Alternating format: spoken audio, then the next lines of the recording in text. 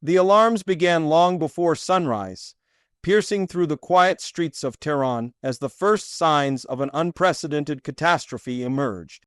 By 5:30 a.m., millions of residents across the capital woke to a terrifying discovery: water taps were completely dry.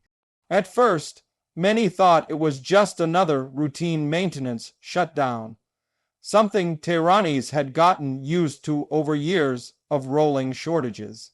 But within minutes, the truth began spreading across phones, radios, and emergency broadcast systems.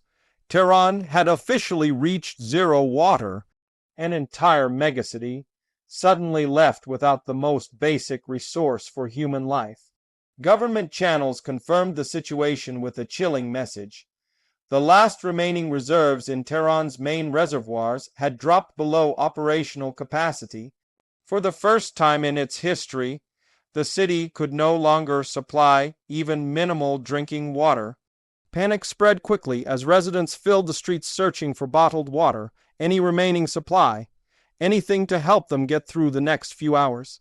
The crisis was instant, severe, and beyond anything authorities had ever planned for. Within the next hour, the Iranian government made a decision that stunned the world.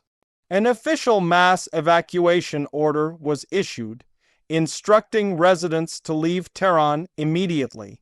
Emergency sirens echoed through the capital, urging families to pack only essentials and move toward designated exit points. The evacuation was described as temporary, but the tone of the message suggested something far worse.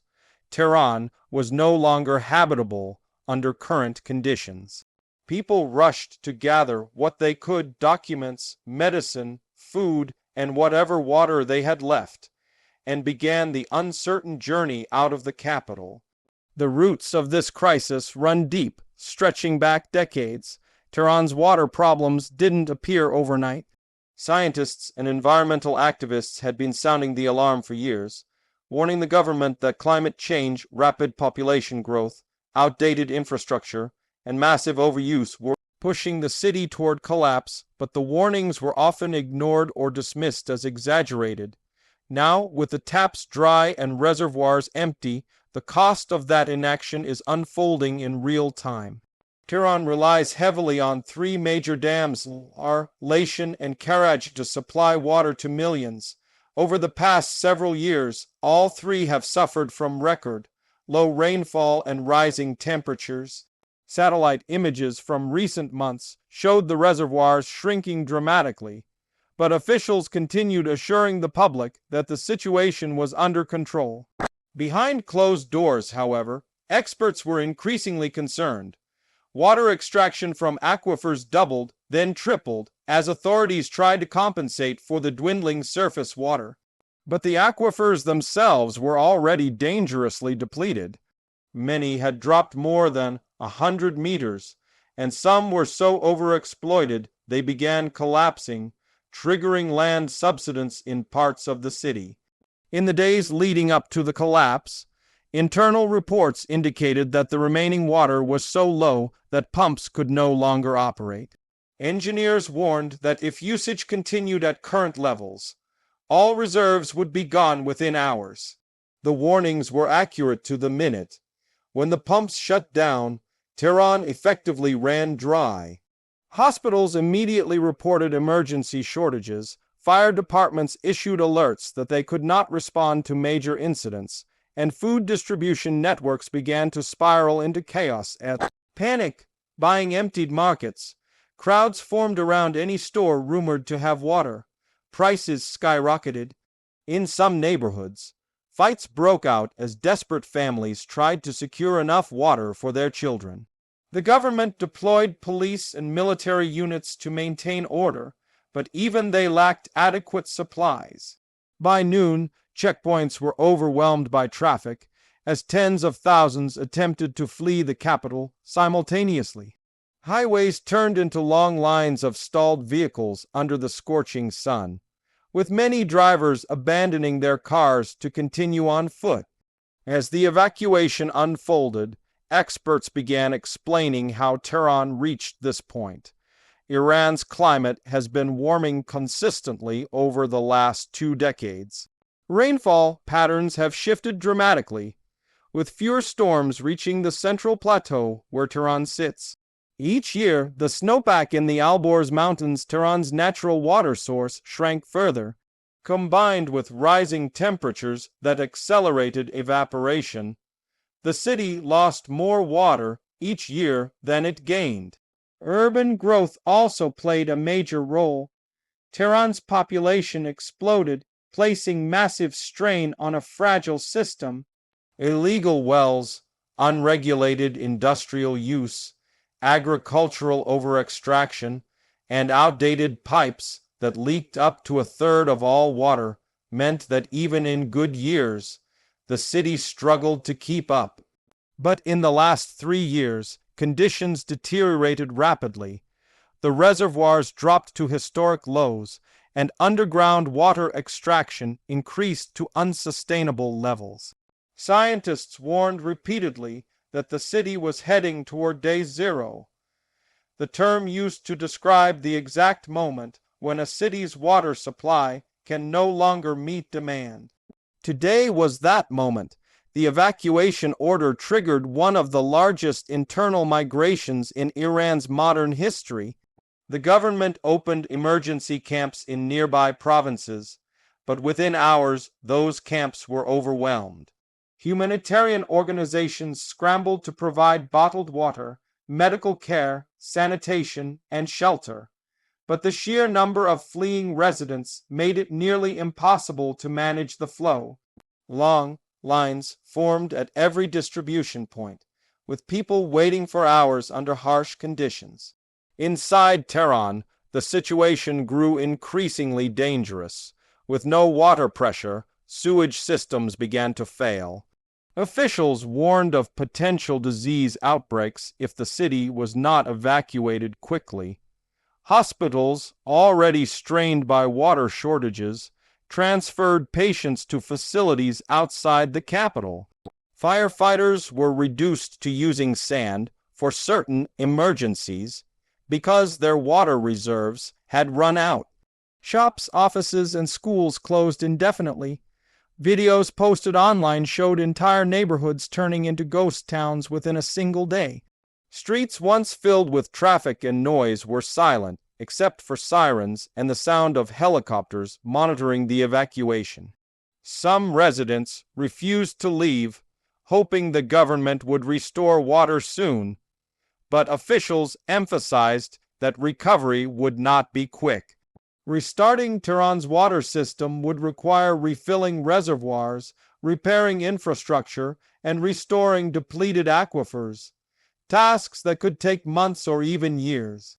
International reactions poured in as news spread. Neighboring countries expressed concern, and some offered emergency aid. Water tankers from nearby regions were mobilized, but experts agreed that the scale of the crisis was far beyond what emergency shipments could handle. The United Nations issued a statement calling the situation one of the most severe urban water collapses in modern history, warning that similar crises could occur in other megacities facing extreme climate pressure. As night fell on the first day of the crisis, tens of thousands of evacuees camped along highways, in open fields, in temporary shelters, or anywhere they could find space. Families huddled together, unsure of what tomorrow might bring. Many described a sense of disbelief. How could a city as large and important as Tehran run out of water? How could this happen so suddenly? But to scientists and environmental experts, the collapse was not sudden at all. It was the result of years of mismanagement, overuse, and a rapidly warming climate that pushed the city beyond its limits. On the second day, military trucks carrying limited water supplies entered parts of Tehran to assist those still trapped or unwilling to leave. Broadcast messages urged residents to remain calm, avoid contamination, and conserve any remaining water they had. But with temperatures rising and sanitation systems failing, staying in the city was increasingly unsafe. More evacuation convoys were organized, but fuel shortages slowed the process. Many evacuees walked long distances with nothing but backpacks, empty bottles, and the hope that aid would reach them soon. Analysts compared the crisis to other global water emergencies. Cape Town in 2018, Chennai in 2019, and parts of California during severe droughts. But Tehran's collapse was on a different scale. No modern capital city with such a large population had ever reached absolute zero water. The social, economic, and political consequences were already immense. Markets panicked, the currency fluctuated sharply, and businesses warned of catastrophic losses. Schools and universities suspended operations indefinitely. Daily life as Tehran knew it came to a sudden halt. As the evacuation continued, attention turned to the long-term implications. Could Tehran rebuild its water system? Would millions of people return? Or would this mark the beginning of a permanent population shift? Experts warned that without major reforms, new infrastructure, strict regulation of groundwater, modern irrigation, and large-scale desalination, Tehran could face repeat crises even if rainfall improves in the future. The government hinted at future projects to bring water from northern regions, but such plans would require years and massive investment. For now, the focus remained on saving lives. Emergency crews worked around the clock to deliver supplies to evacuation centers. Volunteers distributed food and water. Medical teams monitored potential outbreaks of diseases caused by contaminated water sources. The humanitarian response was massive, but the needs were overwhelming. As the days passed, images of a drying capital circulated across the world. Empty reservoirs turned into vast barren landscapes. Canals that once carried water were now dusty pathways. People walked across cracked earth where lakes once stood. The symbolism was powerful. Tehran, a city known for its rich history, culture, and resilience, was brought to its knees by water, or rather, the lack of it. In interviews, many evacuees shared emotional stories. Some spoke of leaving their homes with tears in their eyes, unsure if they would ever return. Others described the chaos of the evacuation, the crowds, the confusion, the fear of not knowing what was happening or where to go. Parents struggled to comfort their children who asked simple, heartbreaking questions. When will the water come back? Why can't we go home? Adults had no answers. Meanwhile, international experts began studying the crisis to understand how a city of Tehran's size could fall so quickly. Reports highlighted years of mismanagement, unchecked agricultural demand, draining aquifers, leaking pipelines, losing billions of liters, and insufficient investment in modern water technology. Climate change accelerated the disaster, pushing temperatures higher, reducing rainfall, and disrupting long-standing weather patterns. As the crisis entered its second week, officials admitted that restoring water to Tehran would require drastic action. Temporary desalination units were brought in, but their capacity was far too small to meet the needs of millions. Engineers proposed emergency pipelines, but construction timelines were long. Rainfall forecasts offered little hope. The reality set in that the city might remain uninhabitable for an extended period. Despite the darkness of the situation, the spirit of many Iranians remained strong. Communities formed solidarity networks, sharing resources, transporting vulnerable people, and offering shelter to strangers. Across the country, people opened their homes to evacuees. Humanitarian groups organized donation drives. In the face of disaster, unity became a powerful force, yet uncertainty loomed. When would water return? What would Tehran look like months from now? Would people ever feel safe living there again? Analysts warned that even if reservoirs eventually refill, Tehran's future depends heavily on structural reforms. Without major changes, the city risks facing repeated water emergencies. The world watched closely, aware that Tehran's collapse could be a warning for other cities facing similar pressures. From Los Angeles to Karachi, from Mexico City to Johannesburg, millions live in regions vulnerable to water stress. Tehran's crisis showed what could happen when climate change and mismanagement collide. A megacity brought to the brink in a single day. As this unfolding disaster continues, one thing is clear. The day Tehran reached zero water marked a historic and heartbreaking moment.